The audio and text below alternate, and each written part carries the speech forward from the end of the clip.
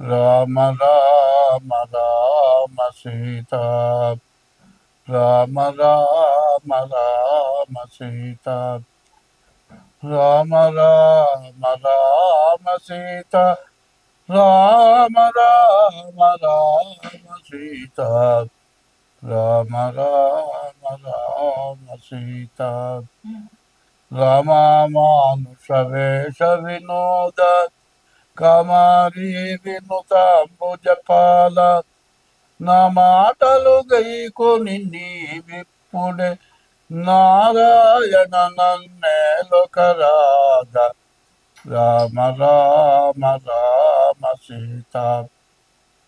ఇప్పుడు మనం చెప్పుకుంటున్నది డిసెంబర్ నెల మాస ఫలితాలు.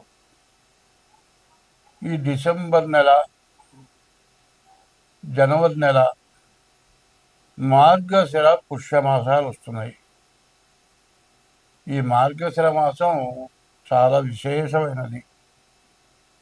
అందులో ఈ మార్గశిర మాసంలో డిసెంబరు నెల 8వ తారీఖు గుంటూరు రామనామ క్షేత్రంలో రామకోటి మహోత్సవాలు జరుగుతాయి. అది 86 సంవత్సరాల నుంచి హరే రామనామం అనర్గళంగా అహోరాత్రాలు 24 గంటలు 86 సంవత్సరాలు జరిగింది. రామనామ క్షేత్రం. రామనామం అనేటువంటి విత్తనంతో మొక్క మొలిచి వృక్షమై అహోరాత్రాలు రామనామం చేత మరి దేశం అంతా కూడా సుభిక్షంగా ఉండటానికి చేసినటువంటి రామనామ క్షేత్రంలో, అందులో రామచంద్రమూర్తి చైత్రశుద్ధ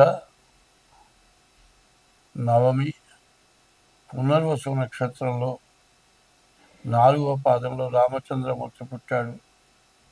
కాబట్టి ఆ రామనామ క్షేత్రంలో ప్రతి నెలలో కూడా పునర్వసు నక్షత్రం రోజున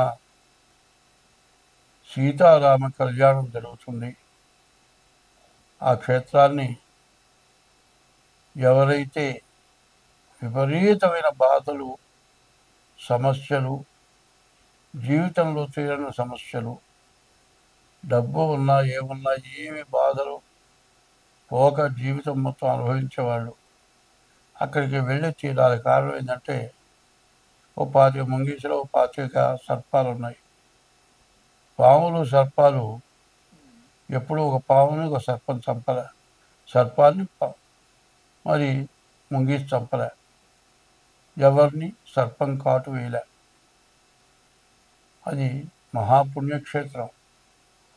ఎందుకంటే ఒకప్పుడు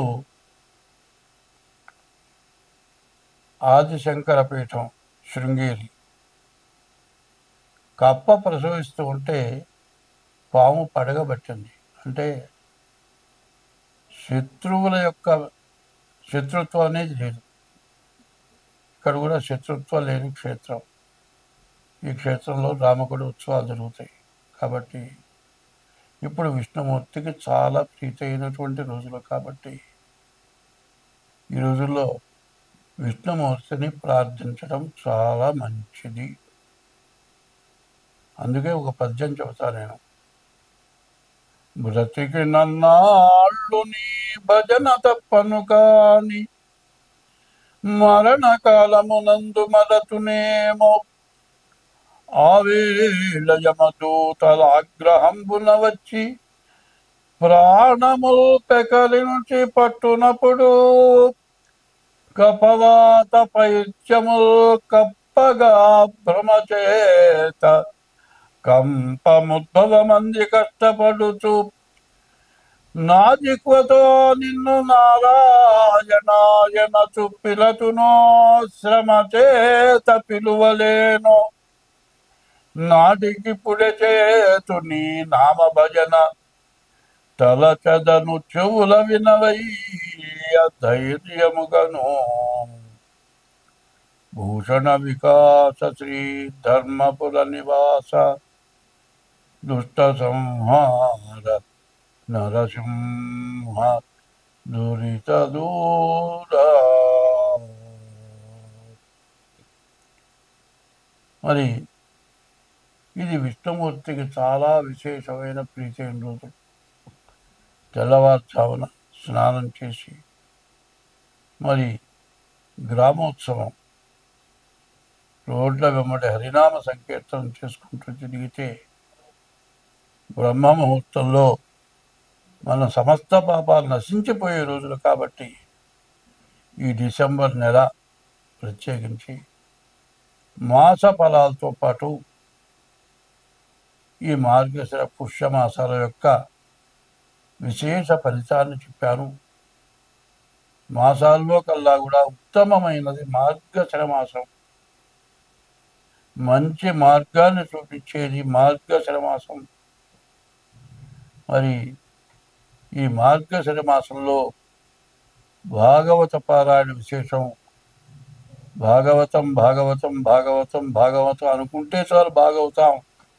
కాబట్టి ఇటువంటి మంచి రోజుల్లో హరినామ స్మరణ చేసి మరి డిసెంబర్ నెల మాస ఫలితాలు మొదలు పెడుతూ ఉన్నాను. కానీ మా ఇష్టదైవమైన రామచంద్రమూర్తిని, మా పరమేశ్వరుణ్ణి యూట్యూబ్లో చూపించాను. ఆయన్ని అందరికీ చూపించాలి. ఇప్పుడు నేను చేసిన ప్రార్థన అందరూ వినాలి. అది వింటే అందరికీ చాలా మంచిది. కాబట్టి ఇది మాత్రం తీసేయవద్దు. ప్రతి రాశి ఫలంలో మొట్టమొదట ఇప్పుడు నేను చెప్పిన మొత్తం వినపడాలి, కనపడాలి. స్వస్తి. 25వ సంవత్సరం మరి 11వ రాశి కుంభరాశి. ఈ కుంభరాశి నుంచి మీనానికి శని వచ్చాడు. కానీ డిసెంబర్ 27 వరకు కూడా ఈ కుంభరాశిని చెప్పరాని కష్టాలు పెడతాడు. దాదాపు 7 సంవత్సరాలన్నర అయిపోతుంది అంటే చివరి రోజు కూడా 7 సంవత్సరాలన్నర కష్టాలు పెడతాడు మళ్ళీ. కాబట్టి ఎంత జాగ్రత్తగా ఉంటే, ఎంత ఓర్పుగా ఉంటే అంత మంచిది. మిమ్మల్ని కొట్టిన వాళ్ళు కూడా తిట్టకూడదు. ఎంత ఓర్పుగా మంచిగా ఉండాలి. మరి ఎంత దుర్మార్గుడైనా 100 తిట్లు తిట్టినా చేతి నమస్కారం చేయండి. ఇట్లా ఉంటేనే మీరు బయటపడతారు. డేట్ ఆఫ్ బర్త్ ద్వారా జాతకం చూపించుకోండి. శనికి జపం చేయించుకోండి. నల్ల నువ్వులు దానం ఇవ్వండి. ఈశ్వరుని మారేడు దళాలతో పూజించండి. 3 వేళలా సూర్యుడికి నమస్కారం చేయండి. బియ్యపు రవ్వ పంచదార కలిపి మరి పుట్టల వెంబడి మట్టి నేల గుళ్ళల్లో మట్టి నేల మీద ఈ బియ్యపు రవ్వ పంచదార వేస్తే పిపీలక సమారాధన అంటారు. అది చాలా మంచిది. అట్లా చేస్తే మీ దోషాలన్నీ పోతాయి. స్వస్తి.